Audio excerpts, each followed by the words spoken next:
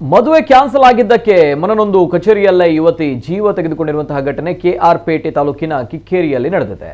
ರೈತ ಸಂಪರ್ಕ ಕೇಂದ್ರದಲ್ಲಿ ಈ ಘಟನೆ ನಡೆದಿರುವಂತದ್ದು. ಕೆಆರ್ ಪೇಟೆ ತಾಲೂಕಿನ ಒಳಗೆರೆ ಮೆಣಸ ಗ್ರಾಮದ ನಿವಾಸಿ ಕಾವ್ಯ ಮೃತ ಯುವತಿ.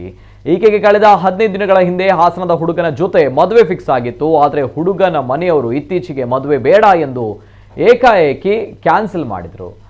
ಇದರಿಂದ ಮನನೊಂದು ಯುವತಿ ಕಚೇರಿಯಲ್ಲಿ ನಿದ್ರೆ ಮಾತ್ರೆ ಸೇವಿಸಿದ್ಲು. ತಕ್ಷಣವೇ ಆಸ್ಪತ್ರೆಗೆ ದಾಖಲು ಮಾಡಲಾಗಿತ್ತು. ಆದರೆ ಚಿಕಿತ್ಸೆ ಫಲಕಾರಿಯಾಗದೆ ಈಕೆ ಜೀವ ಬಿಟ್ಟಿದ್ದಾಳೆ. ಇನ್ನು ಕಿಕ್ಕೇರಿಯಲ್ಲಿ ಪೊಲೀಸ್ ಠಾಣೆಯಲ್ಲಿ ಪ್ರಕರಣ ದಾಖಲಾಗಿದೆ.